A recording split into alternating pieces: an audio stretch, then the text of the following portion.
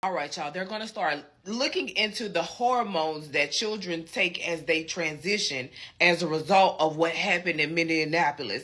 KKK Caroline called us today, and it's the tea you need to know about the press conference today. Of course, first things first, she started off talking about the shooting yesterday, how tragic it was, and how she's sending prayers.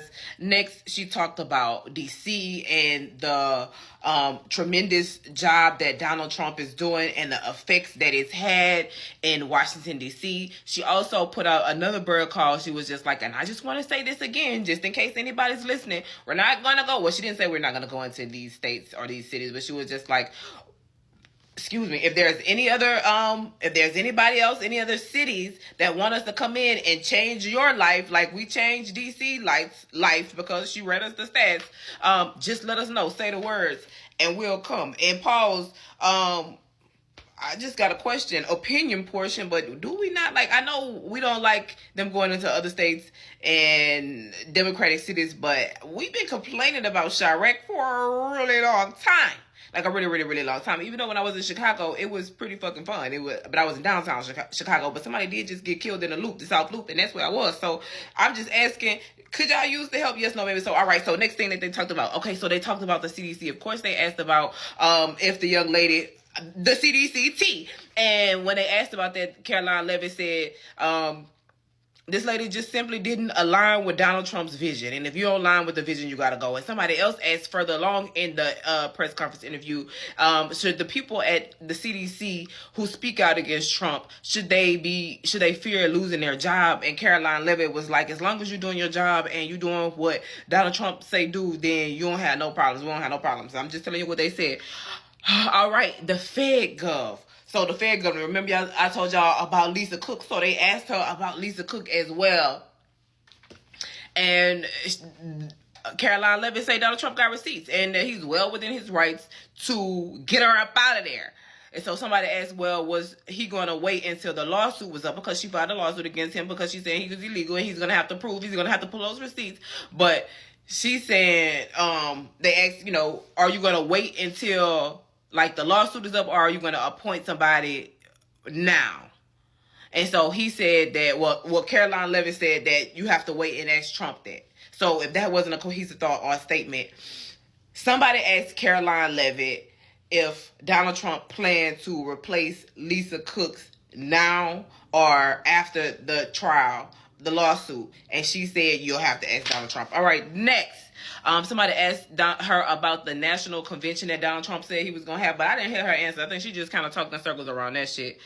They asked her about Ukraine and Russia, and what it seems like they're doing is they're kind of like backtracking, like just like they let the Epstein thing go. Y'all ever seen the Homer Simpson? I'm going to see if I can find it and put it in here. But the Homer Simpson and the Bush thing, she was just like, because essentially what they asked, I'm trying to get all of my thoughts out. Essentially what they asked is Russia and Ukraine, is they gonna chill? And she was just like, well, those people, they really have to, they have to want to change. And then she kind of tried to throw some onus on Ukraine. She was just like, and Ukraine did just knock out 20% of their oil base. They gotta fight back. You get what I'm saying? Like, I don't think it's gonna happen. I don't think that Ukraine and Russia are going to meet. I don't think that Donald Trump is going to get this Nobel Peace Prize. All right. They said gas prices this Labor Day weekend, gas prices is the lowest they've ever been. Well, they've been since Labor Day 2020. I don't know how true that is. They talked about, so they were talking about the guns. So we can talk about guns real quick. This is kind of tangent, not like some fact, some opinion. But apparently Melania Trump talked about preemptive intervention. What can we do to make sure that people aren't, like planning to knock somebody off, and it's just by watching what they say and what they do. And so maybe he did have something online, but I don't think the preemptive, like I say, is treat people kindly, like, because I feel like that preemptive intervention is going to get a lot of people swept up, even probably people like me. And that's what I think of, because I just be talking shit. I would never do anything to anybody. I just be talking shit sometimes. But I don't ever talk about like harming people unless I'm talking about smacking that boy that killed them children. But you get what I'm saying? Like, so I get what she's saying. She was like, they're like, or she's proposing like watching people to see what they do. But how do you know who to watch? You get what I'm saying? Like, and then on top of that, they're talking about like metal detectors and stuff like that. Like, this young man shot through a window at a church. Nobody planned for that. I was watching one of the little boys in the interview. He said in the interview after he got out, because he was in the shooting, he was just like, we practice for shooters all the time, but we never practice for church. Some things you can never fucking practice for. So yeah, Melania Trump was talking about preemptive intervention when it comes to shooters. But again, how, Sway? Somebody asked about, will the parents be forced to face consequences for what their children did? And I think that's where Caroline Leavitt got to the point where, and I said this morning, they're going to, but that's literally the first thing I thought. They're going to look at prescription, like, so this young man, young lady was transgender. And so automatically I thought, and I'm not trying to be rude or like offensive, but I was just like, the hormones, because what would make, when I heard about the shooting, I was like, what would make somebody go to the window of a church and shoot children? You get what I'm saying? Like sitting ducks. He left a manifesto. You know what I'm saying? He said he wanted to do it. But I was like, oh no, something not right.